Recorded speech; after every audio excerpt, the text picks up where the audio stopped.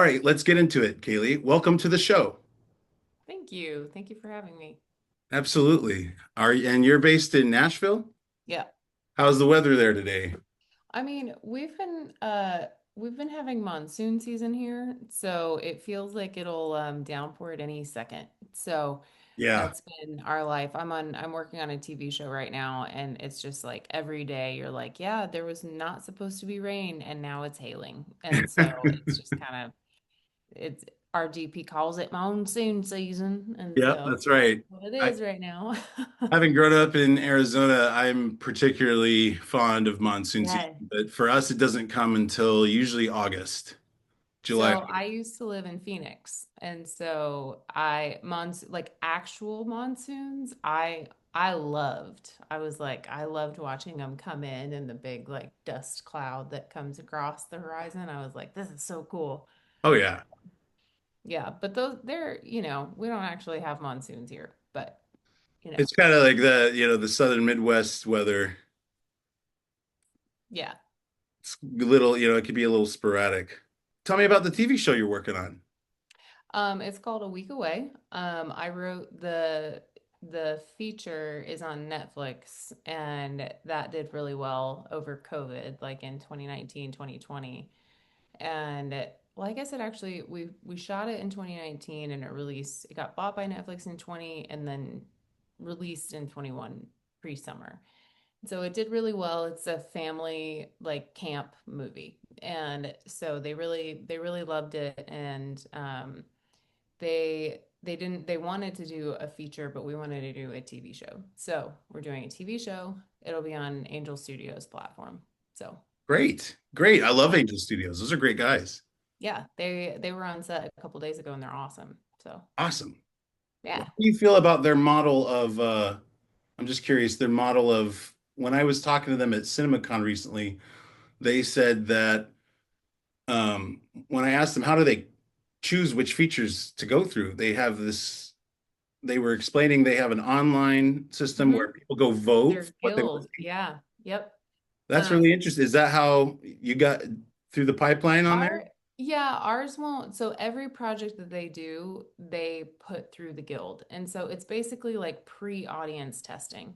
So they like let their audience tell them what they're going to want to watch. And because like statistics and data and all of it is so dialed in that they know that getting, 1,000 people that rate it over a certain percentage is going to net this much like in a box off like they're starting to collect that data because they've been around for a couple years now, and so it's actually, I mean, it's pretty effective. So what they'll do is have people essentially film a pilot and submit it to the guild. The guild will watch it and score it, and depending on how you score it determines whether or not you get theatrical or streaming releases, or if you just weren't like for their audience. So we did and they call it a torch. So we filmed the pilot episode of our TV show 2 summers ago, and it made it through like with like flying colors. So they loved it, and now we're greenlit for a show. So Great. I Congratulations. think I think it's actually really really smart, because it's kind of like doing the audience testing for movies before they get made. And it's nice because it's like you don't have to actually make the movie and then be like, oh, great. So the audience doesn't like it. So now you have to go back and do all these edits. Now it's like, okay, well, we know from the jump that our audience isn't going to watch that. And so we're not going to acquire it. So I think it's Interesting. really interesting. So, Kaylee, you've been in the industry since you were a teenager, starting as a kid in rural Georgia, picking pecans to save up for your first camera. What first sparked your passion for filmmaking, and how did those early experiences shape your approach to storytelling? So I remember very distinctly when I decided I was going to make movies, and it was in a movie theater watching Lord of the Rings Return of the King for the first time. And if you've seen that movie, you know it's an incredible trilogy. But this particular moment, it's all built up to this moment when Frodo and Sam are on Mount Doom, and Frodo can't take another step, and Sam does the I can't carry it for you, but I can carry you. Come on. And he picks up Frodo and like takes him up the mountain and the music swells and the volcano's erupting and it's just incredible. And I remember being a 13-year-old and just tears just streaming down my face and I was silent the whole ride home. And I remember walking into the house and my dad was in his reclining chair and I just said, "Dad, I'm going to make movies when I grow up." Because I remember thinking, if movies can make people feel like that, then that's what I want to do. And I think that experience shaped who I am as a filmmaker because I'm always wanting to create that feeling in an audience. And if I ever get anywhere close to how I felt as a 13-year-old watching that scene, then I feel like I've won or I've done what I've set out to do. And so I try to do that in every piece that I have to have some little human heartstring emotion moment, no matter how big or small the story might be. So that that theater experience was instrumental. I don't know that I would be a filmmaker if I hadn't seen that and had that experience with, other people in a movie theater. So That's beautiful. I mean, that's amazing. I love Lord of the Rings, and I totally see that. Um, so with that, you've worn a lot of different hats in this business. You've been a director, writer, first assistant director, editor, and even data wrangler on shows like Trick Shot Lab. How has this diverse background influenced your directing style and the way you approach projects like The Lightning Code to capture that feeling that you're talking about? well, kind of going back to what you were saying about indie films, um, I have come up as an indie filmmaker through and through because I started as an extra on a set and then was a PA and then was a second and then was an assistant editor. And so I've kind of done the gamut. And that's when I was a teenager, I was working on independent films. And so I've been in that realm for a really long time. And I wanted to just learn everything that I possibly could, which is why if you look at my IMDb page, it's like all over the place because like you're saying, like you were a data wrangler and you were an editor and you were a DIT, but then you were also a PA and you're gripping electric on this shoot. And so I kind of did everything in an effort to learn the industry from a crew side up. And I, of course, was like shooting my own stuff and writing my own stuff. And, I bought my first camera when I was 14. So I was making things. But as far as like on film sets, I just really was there to learn and to hustle really hard and make the contacts. Because even as a young kid, I knew that your work ethic was the most important thing in the industry to get you where you wanted to go. So, um, circling back to directing style, I think when you're working on a movie that like it is really ambitious and it's very much go indie filmmaker mode, you do have to know how all of your decisions affect every other department. And because I knew, okay, I've been a PA, I've been a first AD, I've been a second AD, I know how to arrange my shot list with what's best for our schedule. And so being able to efficiently create like within that parameter, I think enabled us to get a lot of what we needed to in a shorter amount of time because no time was wasted because we were really smart with how we were doing things because I had been on the crew side and I knew what the ripple effects of all of my decisions as a director was going to be. Um, and I think that's something that has served me really well in the indie film space. And going forward, I think that there is like a balance, right? Because you do need to be able to push back as a creative. You can't be all logistics and you can't be all creative. You've got to be like somewhere in the middle. And so I think that that's something to learn as well, is that you can push back against your logistical brain. And so trying to do right brain, left brain is something I'm really good at. But it's something that I'm looking to improve in the future to be like, I can advocate for more as a creative than just getting what we need and moving on. So that I digress a little bit because that's just a lesson that I've learned coming out of that. But yeah, I think that learning and coming up literally from the bottom up has been an invaluable experience for me because it's informed what I'm able to do. And I think if you give me a script, I'm going to be able to bring a lot more value to screen because I know how to be really efficient. Right. No, I don't think that's a digression at all because I mean, you answered, I was coming up with a second question as you were talking and you answered it, with, because I was going to say, does working all those jobs inform your ability to delegate, on set and say, hey, you do this and you do that, and I know this will work in the back of your mind because you've done it already. I mean, have you, in those other jobs, did you work under directors who maybe might weren't as keen on some of the other jobs of people and you said, and maybe telling yourself, when I get there, I'm going to make sure I know what I'm talking about? It sounds like you've been there. It Yeah. sounds like you know exactly what I feel. Um, yeah, I mean, of course, like I used every single crew job as a means to shadow and a means to see what other directors were doing and how I would do it differently. And and what I would do that's the same. And I think another thing that has been very helpful has been having an edit background.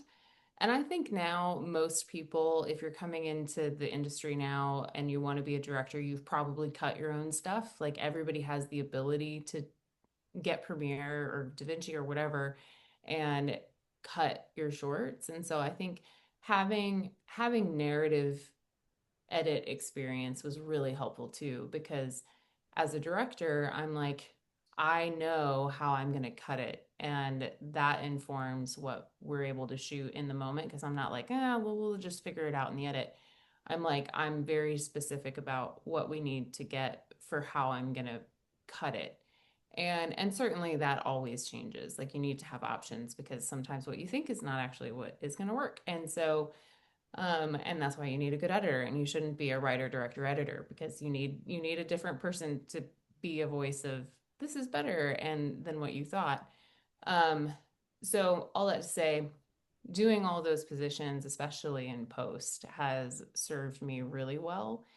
And I've learned a lot from other directors too, because I have seen choices be made that um, it's just you don't know what you don't know, and you don't know that this decision affects 10 other departments and why everything's late and why everything's taking so long is because well maybe you've never been a grip before and you don't know how long it takes to throw up this lighting setup or you don't know how long it's going to take to rework this whole thing in camera and if you do then you know instinctively okay well we're not going to switch from steady cam to techno in 20 minutes so we need to like come up with a different plan and all of those little 5 minutes here 10 minutes here all add up when you've got a very short shoot schedule so So many of your past projects, like The Wasp, Me Against the World, and Neville Longbottom, I'm gonna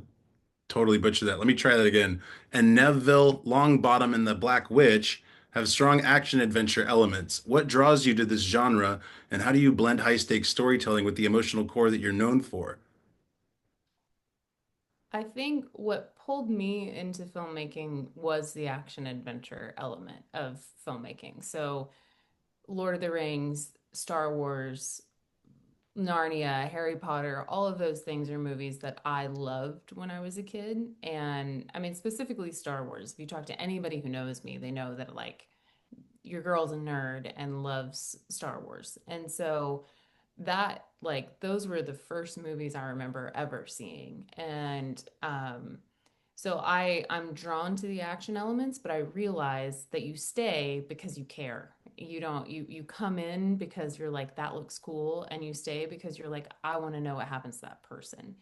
And so I try to blend both of those and it's a tough balance because as a filmmaker you're like, "Ooh, this shot is really cool." And as a storyteller you're like, "Well, but does it serve the story? I don't know." So you have to kind of like fight those sides of your brain. But I That's what the have been editor's for, right? you what? That's why you bring in the editor, the third person. That's why you bring in the third writer, the editor and figure out how to tell the story best And it's a really big bummer when you have a very cool action sequence or fight sequence or something that just doesn't serve the purpose of the film and needs to get cut. And you're like, no. But ultimately, nobody cares about that. They're going to be like, click, click, click, click, click. Okay, people, because we ultimately care about people. Right. So I think you've got to balance both of those things. And if you're going to lean in one direction, you should lean towards the caring about people direction. So, at the heart of the Lightning Code is a deeply personal story about human connection in a digital world. How did you approach crafting characters that feel authentic and relatable, even within the heightened reality of a tech-driven thriller where, say, some of those scenes might have to get cut? Well, I think a lot of that had to do with creating a backstory for Miles where he has suffered loss. And there's a little bit of trope in that, I think for sure, is like every Disney movie you see, it's like dead parent, but it's the quickest way to create empathy for a character. So I think you have to put something in a person that makes them somebody you can identify with, and a lot of times that's because of suffering.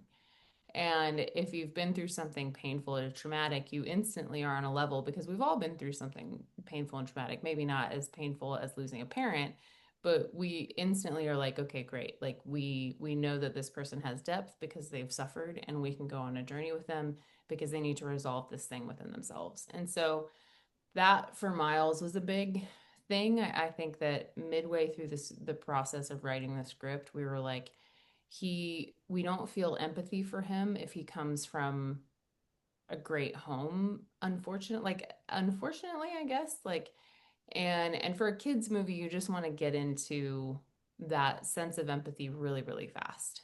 And I read that sometime. I don't remember what book it was in, but a long time ago on Disney movies, like why they do that.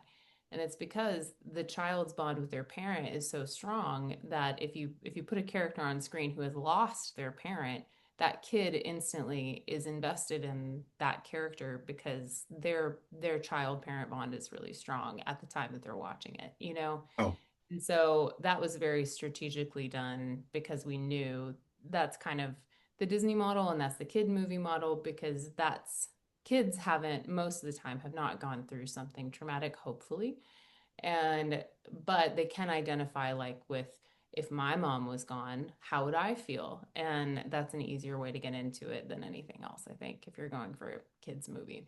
and you're also giving space to kids who have experienced those things. Mm-hmm. Yeah. So, which is super important too.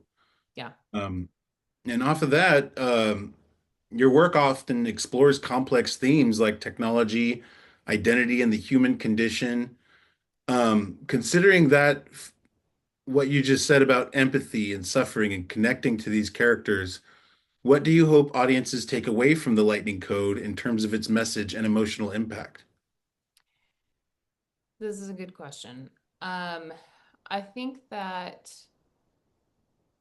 in terms of emotional impact, wanting people to feel like that there's something to be done with pain and suffering, like it can fuel good in the world. And while something bad has happened, that might be something that you can turn, and if you choose to, can be used to further the cause of, light in the world. That's kind of a, let me see if I can rephrase that. There's a more eloquent way to say use your suffering for good, not evil. Don't turn to the dark side of the I force. know, really. I mean, that's kind of the basic, like the power of myth is kind of Yeah. that, right? Like your ability to use your humanity for good or evil. And given the choice of, you could get what you want but do harm in the world, versus you may have to suffer but you're suffer for the cause of good, then that's the path to be taking. And I think that that's something that Star Wars taught me, Yeah. but that, I think it's a good lesson no matter what. And I do think that audiences, and myself included, we love movies that there's a clear good and evil. There's a clear right and wrong. I think that's why World War II movies always do well. That's why we love stories where Nazi Germany, the Russians, like I mean, Russians were on our side in World War II, but we Yeah. love those stories where it's like Star Wars, Lord of the Rings, there's such a clear good versus evil element. And so for me in this, I was like, can we make a very clear good versus evil? Because it's very simple and it harkens back to those stories and ancient mythology, which we reference a lot in the film. Um, because I think that that's something that we instinctively as people and as human beings crave, knowing this is right, this is wrong. And that's something that like our characters have to deal with.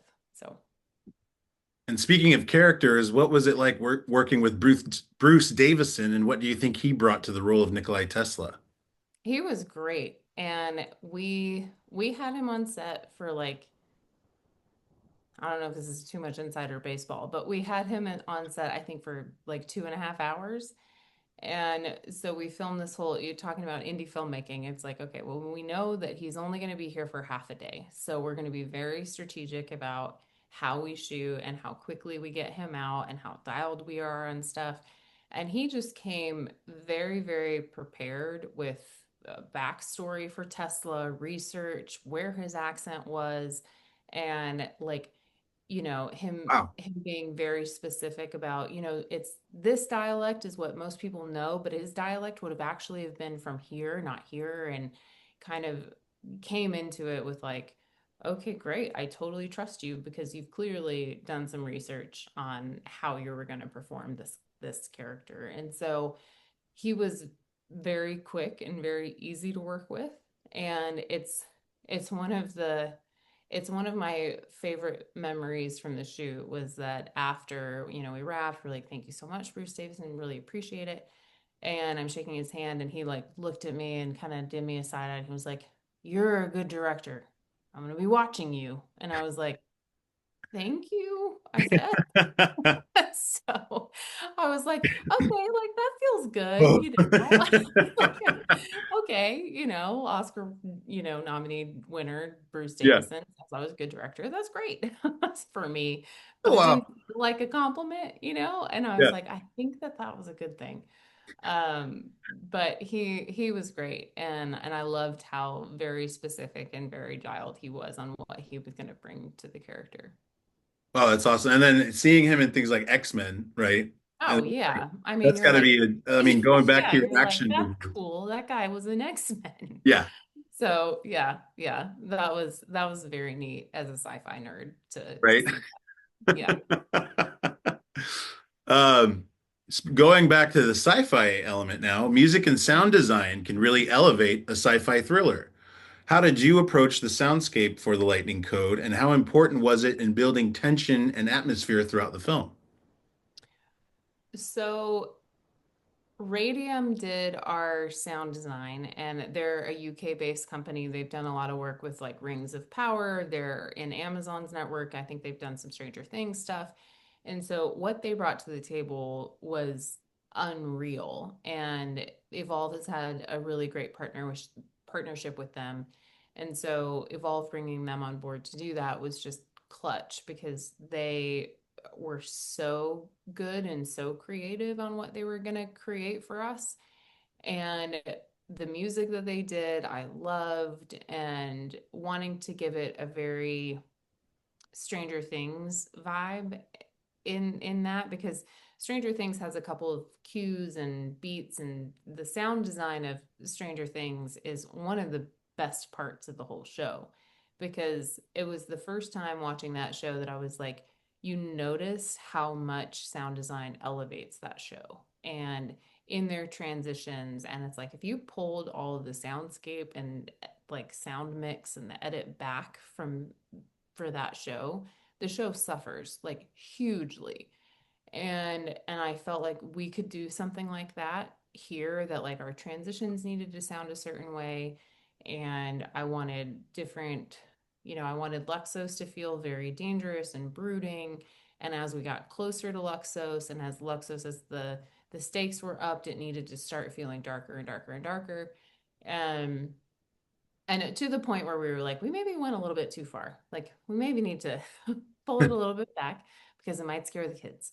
And so we dialed it back because there's some violence in the end and there's guns and stuff. And so we're like, we maybe went a bridge too far with how like dark and thriller-esque we went. But thankfully the pivot happened and it was the right choice. So um, sound design was just huge in this because we had so many sci-fi elements. You've got like holograms, you've got Newt, who is like a fully, if he wasn't sound designed correctly, the character wouldn't work. And so all that to say, sound design is huge in this. And I wanted to approach those soundscapes with Miles and his workshop, like all of that with the music needed to feel like it was very inspirational and very aspirational.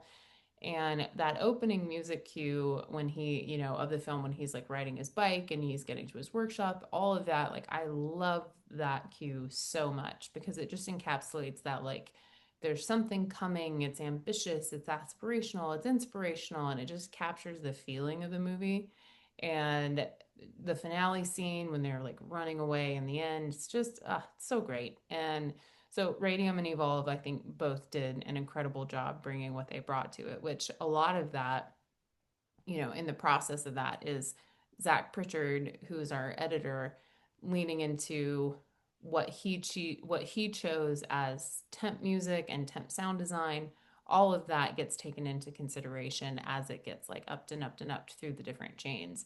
And so what he did in our temp really influenced obviously what we ended up with. So a lot of that is because Zach Pritchard has a really, really good ear for sound design and music cues. So Wow, that's awesome. Circling back, we've been talking a lot lately about the importance of movie theaters as community hubs, mhm. especially as we recover from the pandemic. Theaters are where we share experiences, make memories, and connect with others. What role do you think theaters play in shaping not just the film industry, but in the communities we serve? Man, I've thought about this a lot recently because I miss going to the movies because was such a that was such a part of my childhood and was such a part of, Saturdays and Sundays getting dropped off and going to see a $4 movie. And I think that the movie going experience, there's nothing like that. And there's nothing like this shared communal experience for empathy, for character development, for all of these things that like you remember these specific moments. And it's going to a movie theater with your friends to see a film, and there's nothing like that you've shared this experience. And this happened with us recently when we went to see Wicked in theaters, and I think I went to see that movie in theaters like 4 times because the audience, like, there's the Good one. movie, yes, and that's great. Like, the movie, great and incredible. I loved it. But the better part was being in the room with people who were fans of Wicked and were there because they loved the franchise. And that was the most fun of it. If it was just like me and one other person in the theater, it's not the same. Like you have to have that like energy and gusto from everybody around you. And I think that if you're a kid and you don't have those experiences, I think it's robbing you of a formative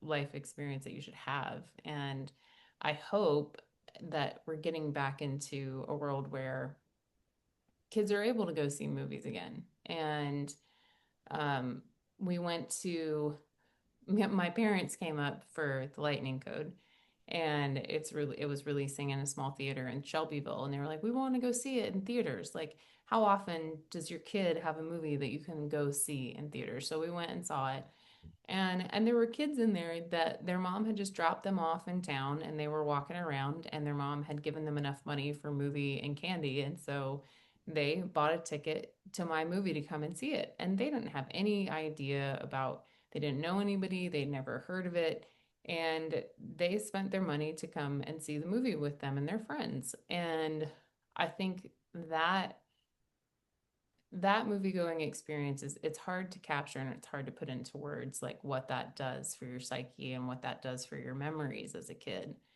um So anyway, I could keep gushing about it, but Oh that's no, I I totally think get it. I mean, I like think going it's back to really when you first important. saw Lord of the Rings, Return of the King, and Mhm. that bomb went off in your mind, right? Yep. I gotta make movies. Has there been anything since then that has, I mean, or in recent years where you've gone, yeah, we're on the right direction. We're getting Mm. this is like, this is a movie going experience. I love this. Get me back in the theater. Has there been any kind of movie like that that's Oh, triggered you man. back? I think Well, I think the obvious one to point to is Barbenheimer because that was just such a cultural phenomenon. And my girlfriend and I went to see, um, we saw Oppenheimer first and then went to go see Barbie. And I'm like, this is just such a cool thing that this is like everyone is doing this, and we've all missed this so much that we all talked about it like for weeks after. You're like, did you Barbenheimer? And you're talking to a bunch of different people about their movie experience, which they liked better because they were such different films. And I mean, outside of that, Oppenheimer was just like an unbelievable experience to see that in IMAX. And because I think we did 70 mil IMAX and it was just unreal. And so that movie made me go like, there's hope. Like we all Totally. as a culture, we still want this and we will still pay for it. If it's good enough, we will go. And I think that that's been kind of the guiding principle for me as a filmmaker is like if you do a good job, if you make a good movie, the audience will come, and you have to have faith in that. And if the audience doesn't come, then you kind of reevaluate like maybe I needed to change my approach, maybe I didn't do what I needed to do. But I do think that there is a desire for that, and so I think it's a mistake to say audiences aren't going to movies. People don't want to go to movies anymore. That's not true. They want to see good movies, and I think that if we put good movies back in theaters, we'll go. Now, I mean, your heart and mind are in the right place. What can we do as theaters, as independent theaters, as exhibitors, to help support that mission and help support more independent filmmaking? I mean, you're doing it by putting independent movies in theaters. You're giving filmmakers an opportunity to have that formative experience as filmmakers. Because for me, because like I said, I went to see it on Friday, and for me as a filmmaker, to be able to say I got to achieve a childhood dream of making a movie and seeing it in a movie theater and paying for a ticket to go see my movie. Oh, heck yeah. I mean, there's nothing like that. And you work your whole life to have that moment. And to do that for independent filmmakers who are at the beginning of their career, middle of their career, wherever, it's still such a formative experience because I'm never going to forget that. And it's going to drive me to the next thing to be like, okay, well, I'm going to make a movie again and again and again because I want to chase that feeling and I want to keep filling, I want to fill the theater next time. I want everyone to want to go see this. And giving filmmakers that opportunity, it can't be stated how valuable that is for you to believe in filmmakers and to put their films in theaters because we don't get to do that anymore. We resign ourselves to the fact that our movie is going to get put on streaming and people are going to click away if they don't want to watch it, and maybe people watch it, maybe they don't.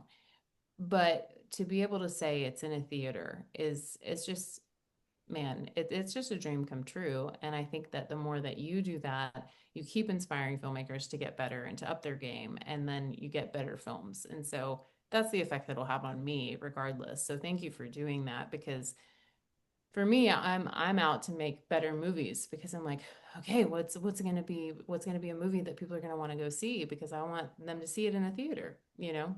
So Totally. Thank you, Kaylee. It's been a yeah. pleasure discussing your work on the Lightning Code and your journey as a filmmaker. For our listeners, tickets for the Lightning Code are now available at wmetheaters.com. Or if you don't live in the White Mountain area and you're listening to this, go to https://thelightningcode.com/theaters and put in your zip code, and you will be able to find the nearest theater where it's playing. Don't miss this exciting mind-bending thriller.